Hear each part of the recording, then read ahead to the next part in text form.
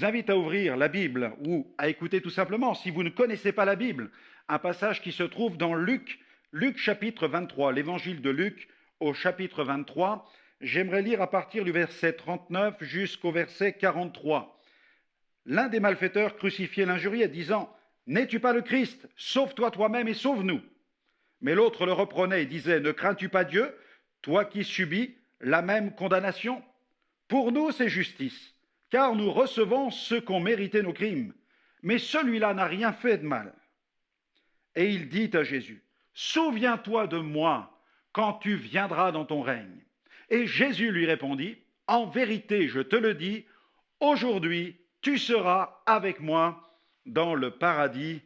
Amen. » Gloire à Dieu.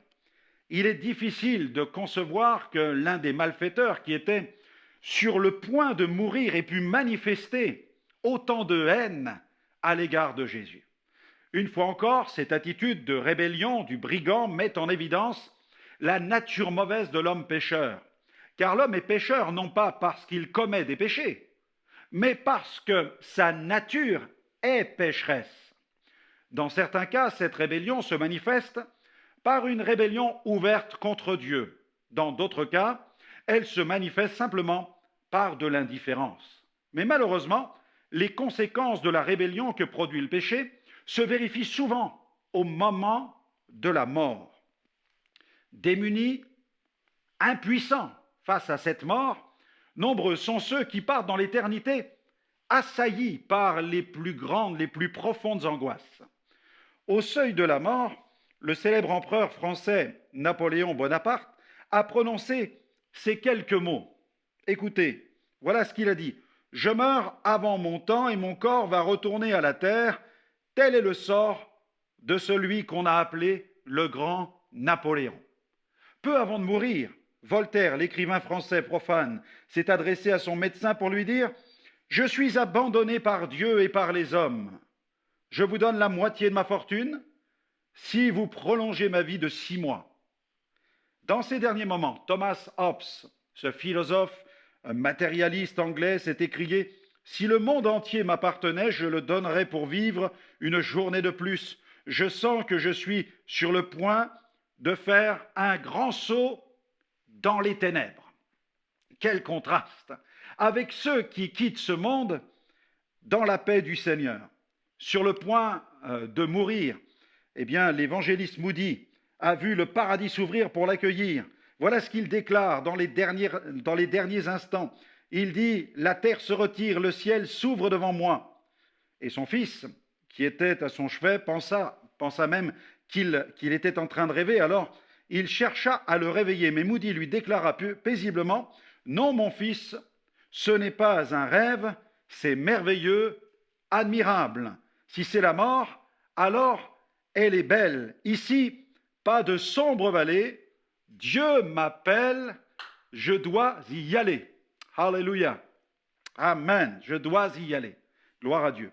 Moody fut un homme qui consacra sa vie entière à la cause de Christ. Vous penserez peut-être qu'il est tout à fait normal qu'un tel homme parte en paix. Mais à l'exemple du brigand sur la croix, des hommes et des femmes dont la vie fut marquée par les péchés et les crimes les plus horribles trouvent aussi le parfait repos de leur âme en faisant la paix avec Dieu par Jésus-Christ. Le témoignage des dernières paroles de Germar Arnold en est la preuve la plus frappante. Germar Arnold fut exécuté le 16 janvier 2002 à l'âge de 43 ans pour meurtre d'une employée de bijouterie qu'il a commis à l'âge de 24 ans. Voici sa dernière déclaration. « Oui, monsieur, et membre de la famille de mademoiselle Sanchez. Je ne sais pas qui vous êtes, ni qui sont les autres personnes présentes. Comme je l'ai dit, j'assume la responsabilité de la mort de votre fille en 1983. Je regrette profondément de vous avoir infligé la perte d'un être cher. Je ne peux vous donner aucune explication ni vous fournir de réponse. Je ne peux vous donner qu'une seule chose et je vais vous la donner aujourd'hui. Je ne peux que donner une vie pour une autre vie. Je prie pour que vous ne ressentiez ni colère ni animosité. Vous avez le droit d'assister à cela et je suis heureux que vous soyez là. Tout ce que je peux faire, c'est demander pardon au Seigneur. Je ne dis pas ça pour faire le malin, je donne ma vie.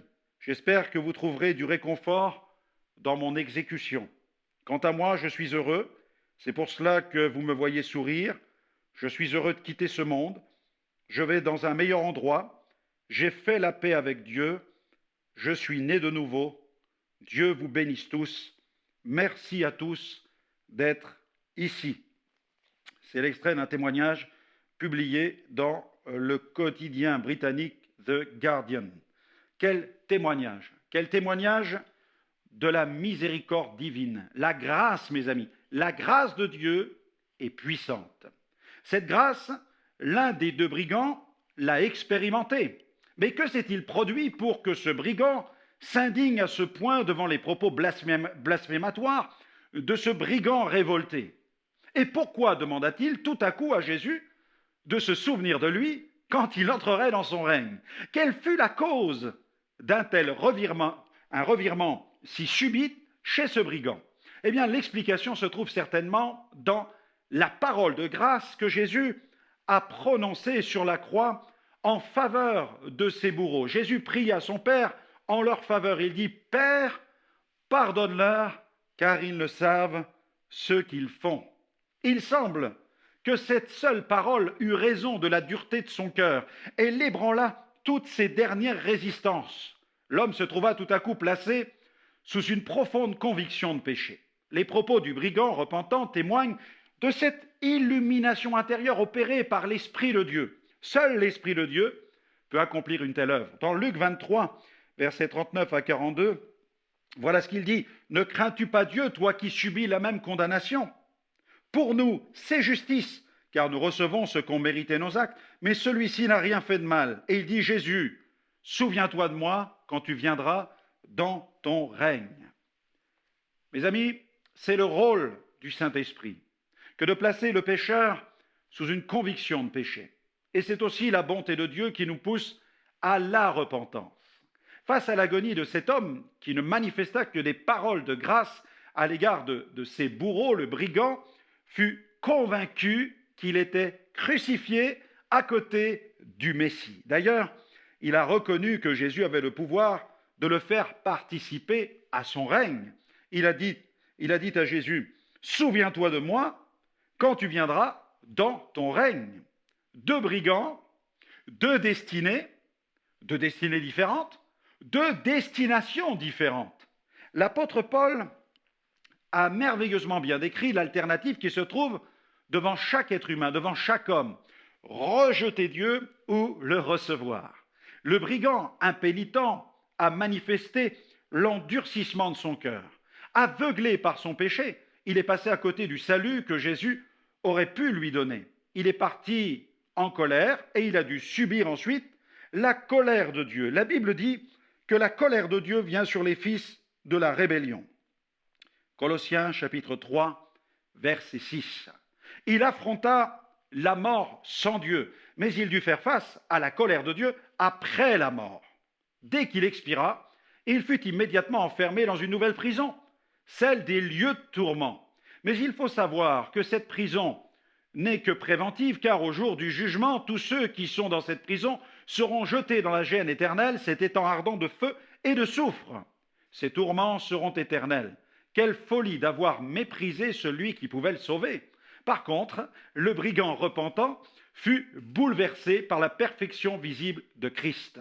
En entendant Jésus, il voulut saisir la grâce, il crut en Jésus. Et malgré le supplice, le cœur de Jésus fut ému de compassion pour cet homme. Au-delà de ses souffrances, Jésus prit soin de cette âme désireuse d'être sauvée. Jésus trouva la force de lui adresser cette parole merveilleuse qui se trouve dans Luc 23, verset 43. « En vérité, je te le dis aujourd'hui, tu seras avec moi dans le paradis. » Gloire à Dieu.